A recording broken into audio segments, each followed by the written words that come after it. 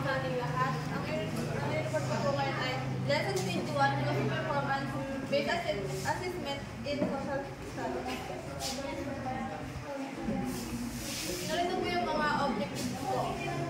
Analyze the relevance of performance-based assessment in the K-12 curriculum. Identify the requirements of crafting performance tasks. Characterize how to plan and implement a performance-based assessment.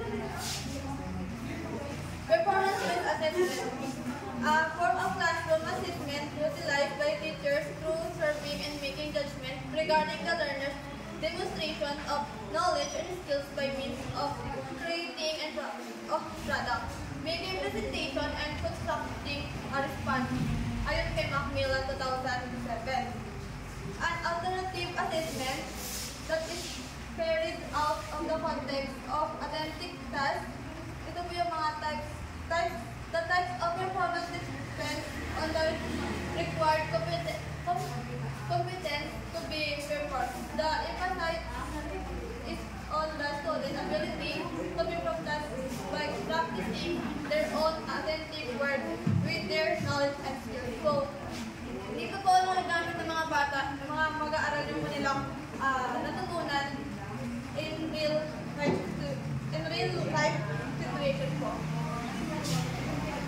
Tapos, yung performance test may include, one is skill demonstration. Yung skill demonstration naman po, dito yung sinusukat ng mga kakayahan ng mga bata, ng mga mag-aaral pala. Tapos, to group presentation. Yung group presentation naman po, dito yung sinusuri dito yung mga kakayahan ng mga mag-aaral na sa mga makikipagtulungan po nila sa ilang mga grupo upang maging maayos at maging effective yung kanilang pagtutulungan po. Oral work. Yung oral work naman po, dito na yung sinusukat dito yung mga kakayahan ng mga mag-aaral na may pahayag po kanilang sa loobin or damdamin po. Tapos yung pang-apat po is multimedia presentation. Dito naman po is sinusuri po naman ng mga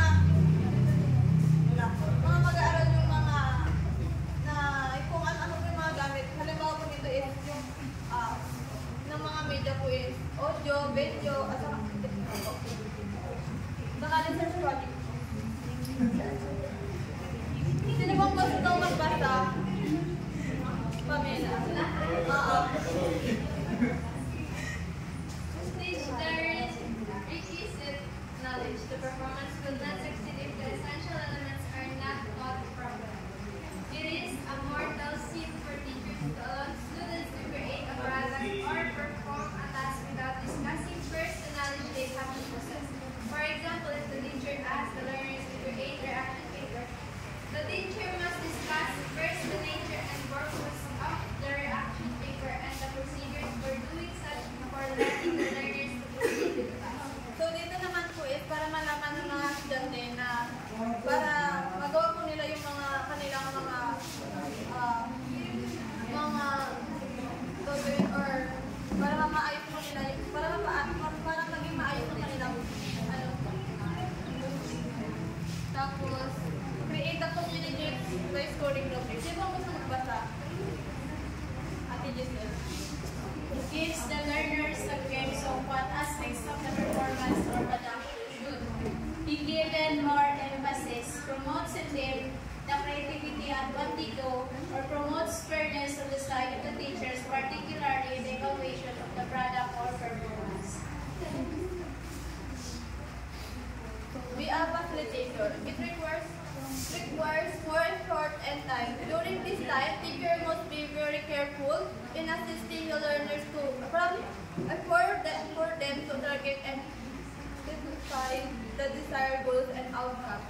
So it requires more effort and time. During this time, teacher must be very careful in assisting the learners for them to target and define the desired goals. So dito nga po, diba, hindi lamang na nagtuturo ka sa mga bata, bibigyan mo rin po sila ng gabay or para maging aware sila sa mga kung ano po yung inaasahan ng mga bata sa kung ano yung target na inaasahan po nila. Tapos po, Tapos, sino gusto magbanda?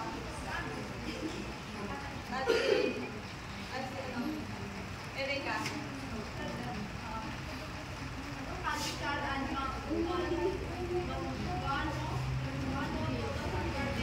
Identify areas of strength and weaknesses of performance-based assessment. Strengths.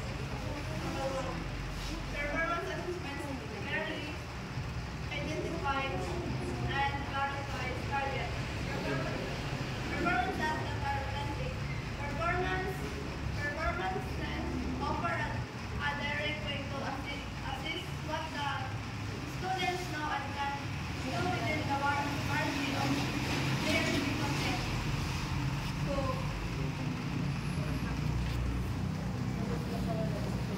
the performance assessment accompanies the constructive principle of learning, allow the learners to build their schema of create their own knowledge and their own pace. Give the learners opportunity to showcase their creativity, more engage in active learning, and give more opportunities to demonstrate. Use their previous knowledge to build new knowledge structure. Actively involve the exploration and inquiry through different tasks. Tapos, lang. Ilang po, mayroon na po dito. Hindi ko po nasulit na ilagay. So, limitations. So, sa limitation po, development of high-quality performance assessment in tedious process. So, nandito po yung teachers need to make sure the learning target can be from in a single performance or product. Teachers can most give enough time for learners to practice or create a task at the time for the performance itself.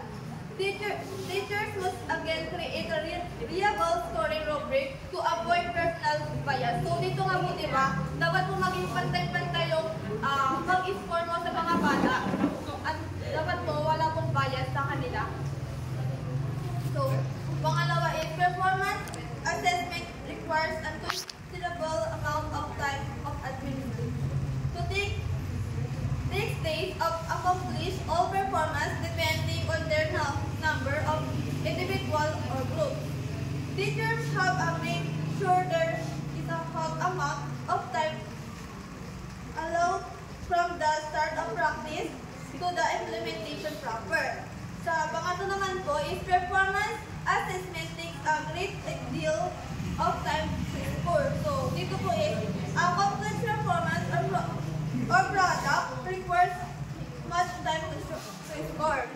Crafting of a high-quality score rubric is recommended to shorten the scoring time. Pang-apat naman po, performance test scores may have lower reliability. Allow the learners to demonstrate their learning in various ways. Affect the scoring capabilities of teachers, especially to observe and evaluating performance different types.